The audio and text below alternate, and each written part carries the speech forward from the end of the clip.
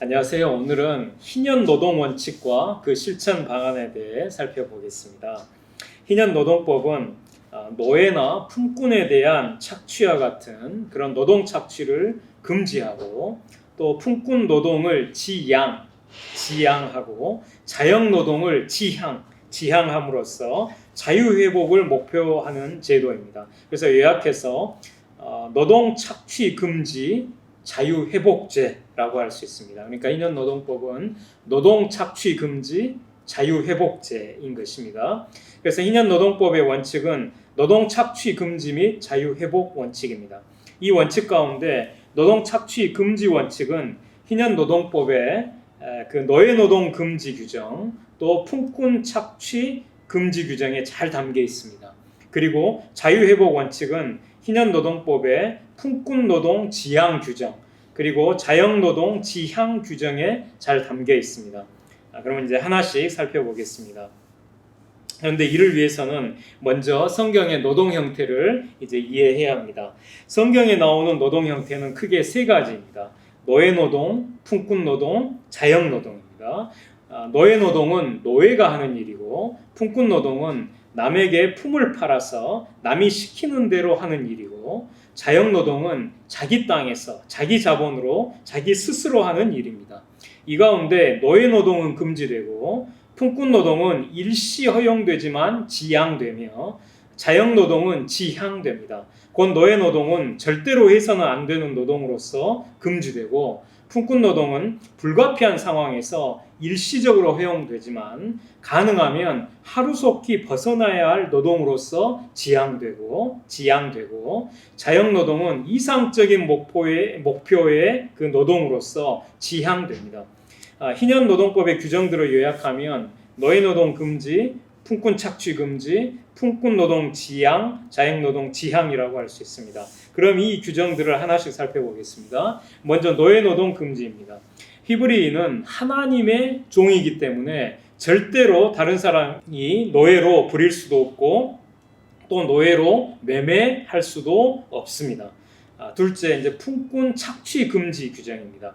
히브리인은 노예로 팔리는 것이 아니라 품꾼으로 고용됩니다. 그런데 품꾼은 고용계약을 맺는 기간을 기준으로 삼아서 날품팔이꾼과 머슴 이렇게 두 종류로 나뉩니다. 날품팔이꾼은 하루 동안 일하기로 고용계약을 맺고 품을 파는 사람이고 머슴은 짧으면 한 해 동안 길면 6해 동안 일하기로 고용계약을 맺고 품을 파는 사람입니다. 날품팔이꾼은 자기 집에 살면서 아침부터 낮까지 하루 동안 남의 밭에 나가서 품을 팔아 일하는 사람입니다. 그래서 성경에서 품꾼을 말할 때는 보통 이 날품팔이꾼을 가리킵니다. 날품팔이꾼의 경우에는 품삯 지불을 미루지 말고 당일에 그 해지기 전에 반드시 주어야 합니다.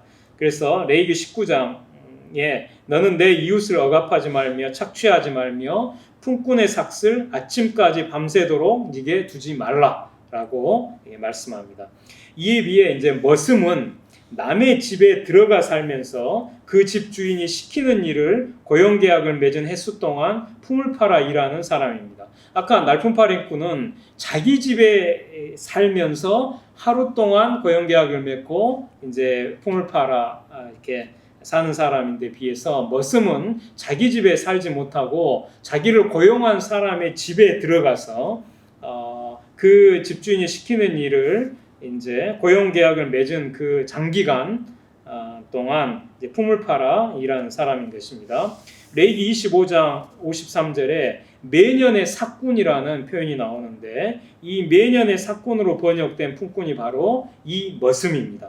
이 머슴의 경우에는 그 품삯을 일하기 전에 선불로 받고 고용계약 기간이 끝나서 자유를 주어 보낼 때는 날품팔이꾼이 하는 밭일뿐만 아니라 밭일을 마치고 돌아온 뒤에도 집주인이 시키는 여러 허드렛 일을 잠들기 전까지 해야 하므로 날품팔이꾼이 받는 품삯에 배나 받을 만큼 일을 하기 때문에 빈손으로 보내지 말고 양과 곡식과 포도주를 그에게 후히 주어서 보내야 하고 노예처럼 엄하게 부리지 말아야 합니다.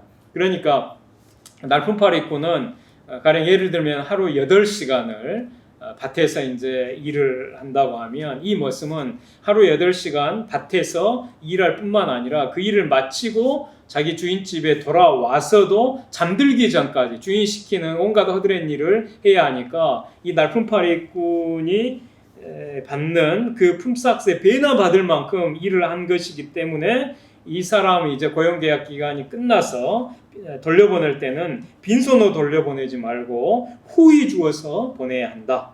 이런 말씀이 이제 신명기 15장에 나옵니다. 셋째, 이제 품꾼 노동 지양 규정입니다. 머슴 고용 계약 기간은 최장 6년입니다. 그래서 최장 6년 동안 맺고 그 6년이 차면 고용 계약이 끝나기 때문에 고용된 시점부터 7년째 되는 해에는 자유를 회복합니다.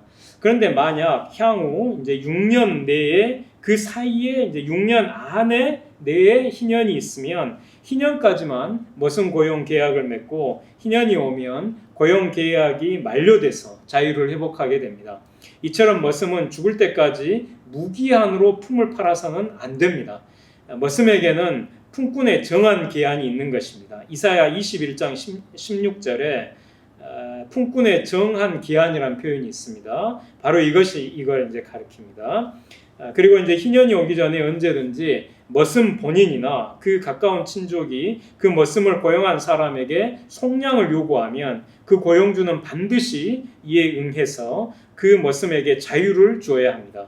만약 속량해 줄 가까운 친족도 없고 자기 스스로도 속량할 힘이 없으면 희년에 그 고용 계약이 만료되므로 모든 머슴은 자유를 회복합니다. 이처럼 희년이 오기 전이라도 언제든지 머슴이 속량을 받을 수 있다는 것은 노동 형태 가운데 품꾼 노동은 하루속히 지양되어야 할 노동 형태라는 점을 보여줍니다.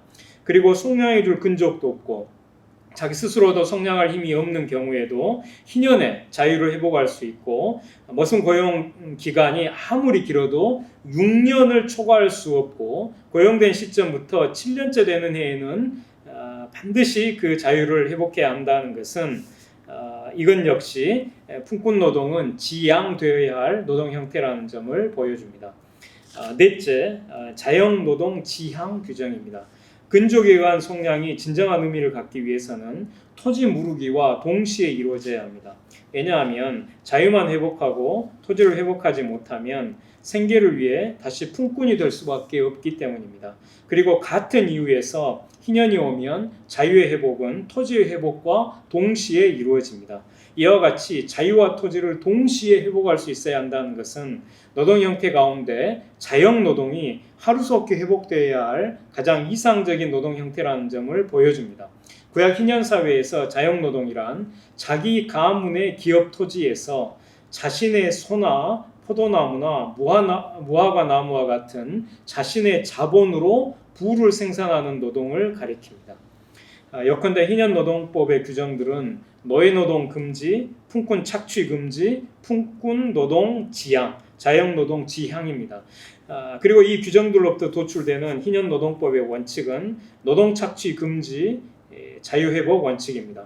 그럼 그리스도인과 교회가 희년 노동법에 담긴 이 노동 착취 금지, 자유회복 원칙을 실천할 수 있는 방안은 무엇일까요?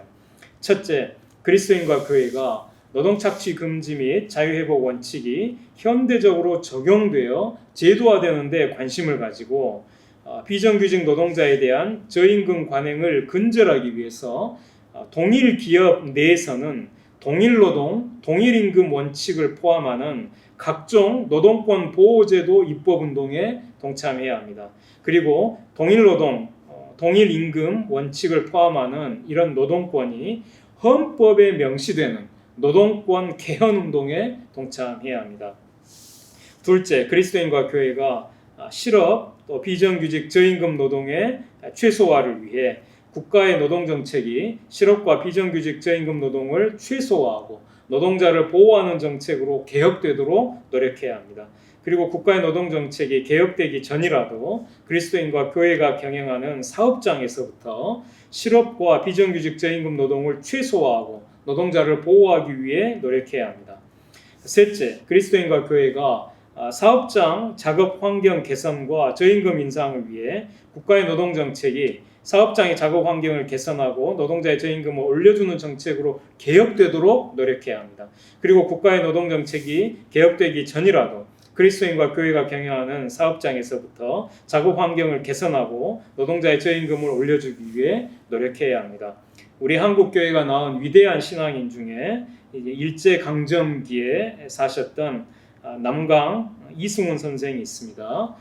이 남강 선생은 어린 시절 부잣집 사원으로 일할 때 주인집의 유기공장에 도자기 그 유기공장에 심부름을 가면서 노동자들이 햇빛도 제대로 볼 수 없는 열악한 작업 환경에서 새까만 옷을 입은 채 비참한 몰골을 하고 고통스럽게 일하는 참상을 보았습니다. 훗날 남강 선생은 유기 행상을 하면서 번 돈으로 유기 공장을 차렸는데 자신의 그 유기 공장의 작업 환경을 개선하기 위해서 돈을 들여서 공장의 구조를 햇빛이 많이 들어올 수 있게 고치고 먼지가 나지 않게 해서 항상 청결한 상태를 유지하게 했고 일정하게 노동자들에게 쉬는 시간을 주었고 또 임금을 높여주었습니다.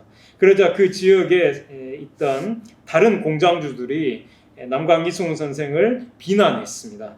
그러나 남강 선생은 이에 결코 굴하지 않고 자기 소신대로 노동자들을 위한 경영을 실천했습니다. 남강 선생이 유기공장에서 노동자를 위해 편 그 경영은 가혹한 노동을 금지하고 정당한 임금을 지급하라는 희년 노동법에 담긴 노동 착취 금지 원칙에 부합하는 실천이라고 할 수 있습니다. 넷째, 그리스도인과 교회가 기업은 개인의 것이 아니라 사회와 종업원의 것이라는 이런 기업 철학이 경제계에 넓고 깊게 뿌리를 내리도록 국가의 기업 정책이 개혁되도록 노력해야 합니다. 그리고 국가의 기업 정책이 개혁되기 전이라도 그리스도인과 교회가 경영하는 이 사업장에서부터 기업은 사회와 종업원의 것이라는 기업 철학을 실천하기 위해 노력해야 합니다. 유일한 유한양행 회장은 탈세하지도 않았고 당시 정치권의 갖은 회유와 핍박을 견디면서 정치 자금도 끝내 건네지 않았고 매우 선진적으로 소유와 경영을 분리했습니다. 그리고 유일한 회장은 기업이 노동자의 것임을 분명히 하기 위해서 노동자들에게 액면가 10% 정도 가격으로 주식을 골고루 나눠줘서 종업원 지주제를 국내 최초로 실행했습니다. 또 유일한 회장은 타계하면서 자신이 소유한 주식을 모두 한국사회 및 교육원조 신탁기금에 기증하는 등 거의 모든 재산을 사회에 환원했습니다. 요컨대 유일한 회장은 기업은 개인의 것이 아니라 사회와 종업원의 것이라는 기본적인 기업 이념을 실천한 것입니다. 이 기업 이념에 입각해서 형성된 유일한 회장의 기업 경영 철학은 다음과 같습니다. 정성껏 좋은 상품을 만들어서 국가와 동포에 봉사하고 정직성실하고 양심적인 인재를 양성 배출하며 기업 이익은 첫째는 기업을 키워 일자리를 만들고 둘째는 정직하게 납세하며 셋째는 그리고 남은 것은 기업을 키워준 사회에 환원한다. 이것이 바로 유일한 회장이 명시한 기업경영 철학인데 이와 같은 실천을 우리 그리스도인과 교회가 해야 합니다. 오늘은 여기까지 하겠습니다. 감사합니다.